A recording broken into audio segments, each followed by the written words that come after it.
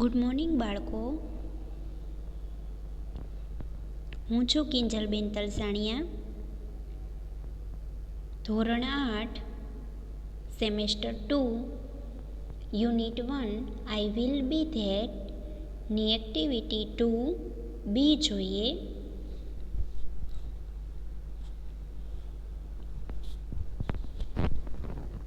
Activity 1 અને activity 2A સુધી અજયભાઈએ લીધું. હવે એક્ટિવિટી 2Bથી હું લઈશ. Who is this sentence about? પેલું, he live in the camp. આમાં લખો બાળકો સાધુ, SADHU. તમે પુસ્તકની અંદર સાથે સાથે પૂરતા જજો. બીજું છે he took out coins from his pocket. આના જવાબમાં લખો villagers, VILLAGER2 villagers. ત્યાર પછીનું ત્રીજું છે he rushed to the સાધુ. એમાં લખો તેનાલી રામન, TENALIRAMAN. ચોથું he wanted to discuss the new road project. આમાં લખો the king, THEKING. ત્યારબાદ પાંચમું he produced coins and fruit from the air. આમાં લખો સાધુ, SADHU. ત્યાર પછીનું છઠ્ઠું છે he plucked the first hair from the sadhu's beard.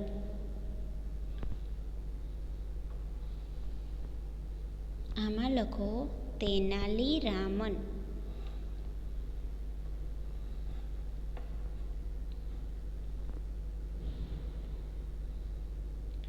ત્યાર પછીનું સાતમું છે he came from the Himalayas.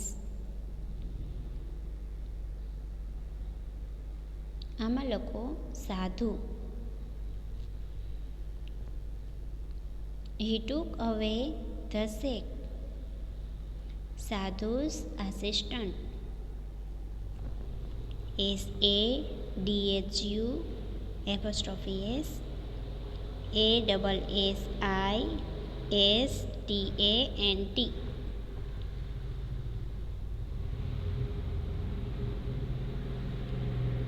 ત્યાર પછી એક્ટિવિટી 2 જોવો બાળકો. એમાં C, answer the following questions.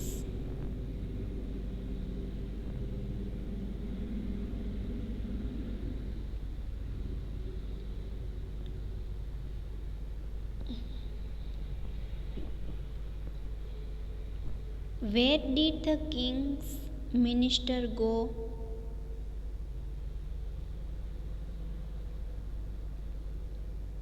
રાજાના મિનિસ્ટર ક્યાં ગયા હતા? તો જવાબ લખો the king's ministers. પ્રશ્નની અંદર ડીડ આપેલું છે, ભૂતકાળનું છે, એટલા માટે ગોનું ભૂતકાળનું રૂપ વેન્ટ થઈ જશે. ગો એટલે જવું અને વેન્ટ એટલે ગયા. Went to the sadhu's camp. ક્યાં ગયા હતા? સાધુના કેમ્પમાં. બીજું છે what did the people offer to the સાધુ.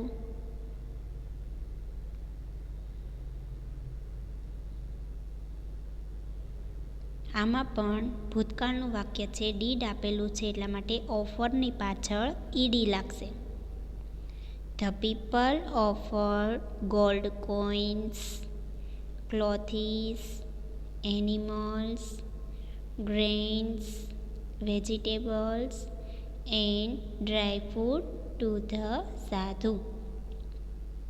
ગોલ્ડ કોઈન એટલે સોનાના સિક્કા, કપડાઓ, એનિમલ્સ એટલે પ્રાણીઓ, ગ્રેઇન્સ એટલે દાણાઓ, વેજીટેબલ્સ એટલે શાકભાજી અને ડ્રાય ફ્રૂટ્સ એટલે સૂકો મેવો.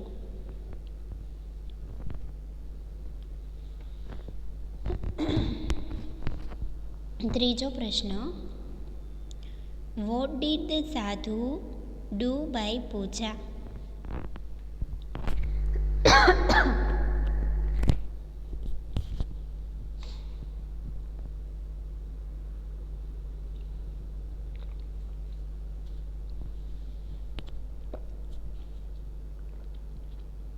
જવાબમાં લખો, the sadhu cut any illness by puja. ચોથો પ્રશ્ન, what was the sadhu's promise to the villager to? એમાં લખો, ધ સાધુ પ્રોમિસની પાછળ ડી લાગશે કારણ કે વોઝ છે. ઉપરના ત્રીજા પ્રશ્નમાં પણ ડીડ આપેલું હતું એટલા માટે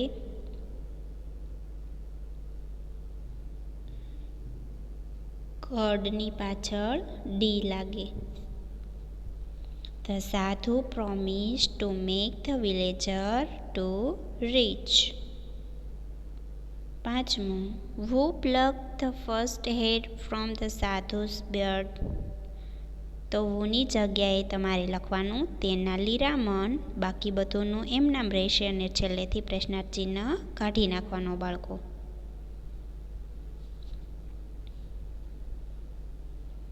છઠ્ઠો પ્રશ્ન,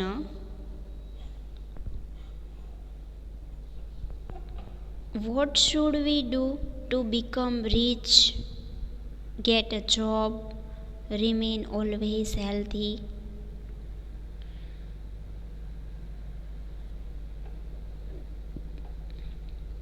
We should work hard to become rich.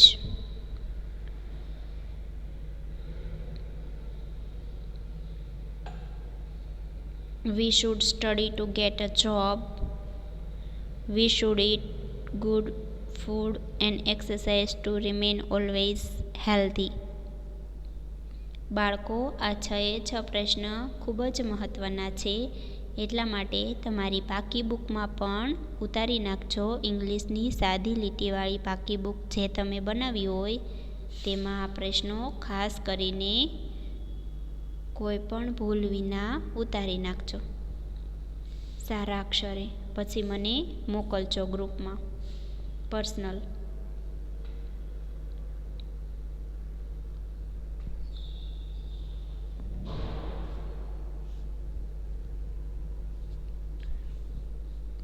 Activity 2D જુઓ બાળકો.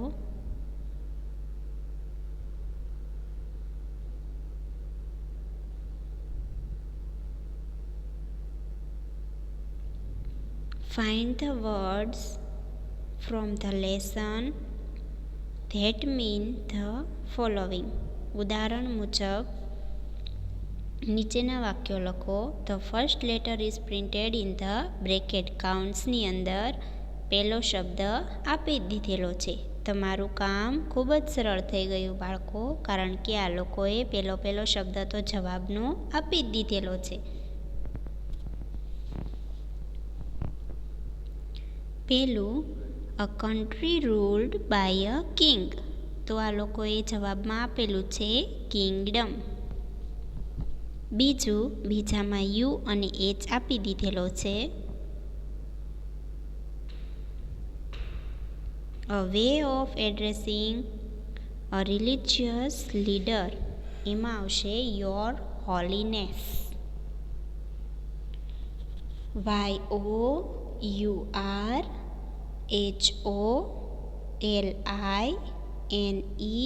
LINESS. બાળકો લખતી વખતે એક પણ અક્ષર રહી ન જાય, ધ્યાનથી ધીમે ધીમે લખજો.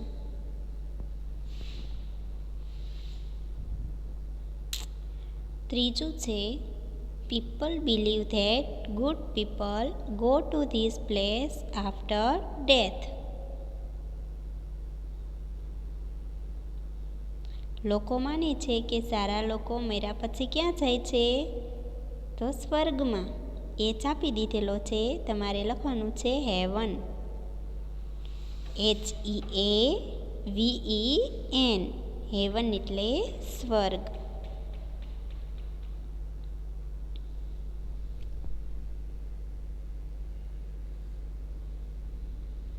ત્યાર પછીનું ચોથું જો, રન આફ્ટર સમવન.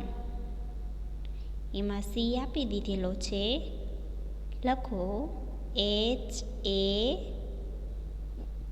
HASE.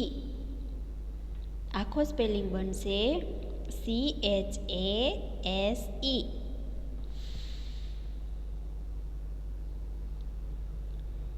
ત્યાર પછીનું પાંચમું છે the police does this to the thief. Arrest, એમાં એ આપી દીધેલો છે, તમે લખો RREST. ARREST. એરેસ્ટ એટલે ધરપકડ કરવી. પોલીસે ચોરની ધરપકડ કરી. છઠ્ઠું, a way of addressing the king.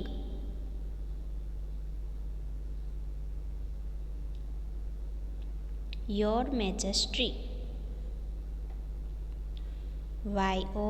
YOURMAJESTY.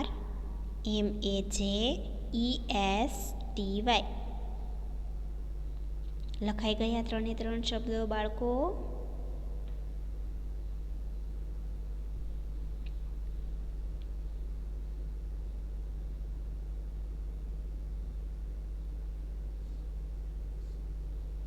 સાતમું, છેલ્લે જો સાતમું, a person in the king's court. એમાં સી આપી દીધેલો છે, એટલા માટે સ્પેલિંગ બનશે કોર્ટિયર. COURTIER. કોર્ટિયર.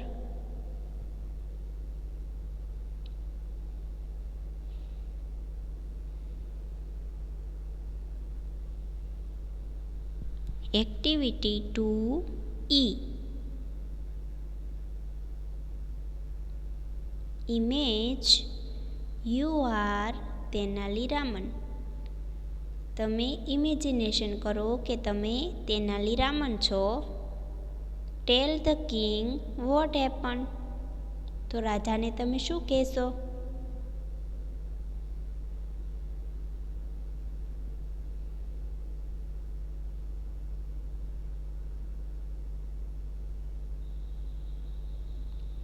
તમારે ઇમેજિનેશન કરવાનું છે બાળકો કે તમે તેનાલીરામન છો, તો તમે રાજાને શું કહેશો? તો શું થશે? અહીંયા મેં મારી રીતે લખ્યું છે. જો તમારે તમારી રીતે લખવું હોય તો હું તમને 2-3 મિનિટ આપું છું, તમે લખજો. કદાચ કોઈ બાળકોને પોતાની રીતે લખવું હોય તો હું તમને સમય આપું છું. લખવાની શરૂઆત કરો.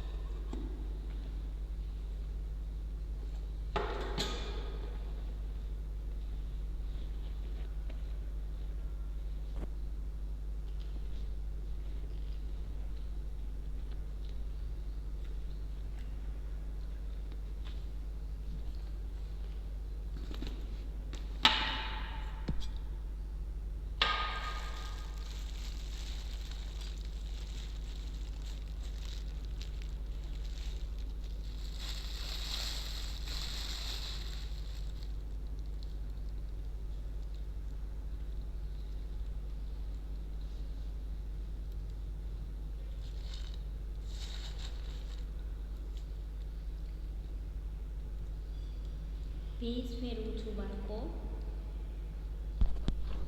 પેજ ફેરવું છું.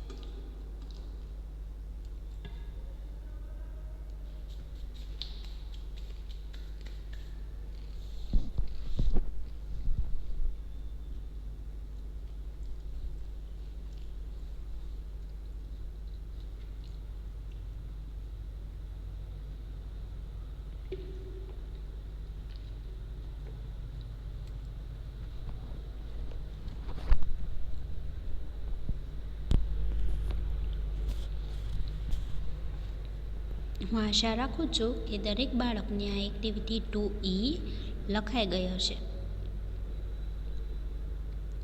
Activity 2F read and enjoy. વાંચો અને આનંદ માણો. પહેલું, 3 grey geese in the green grass grazing. Grey was the geese and green was the grass. બીજું, swan swan over the sea. Swim swim swim well swam swan. ત્રીજું, say this sharply, say this sweetly, say this shortly, say this 16 times.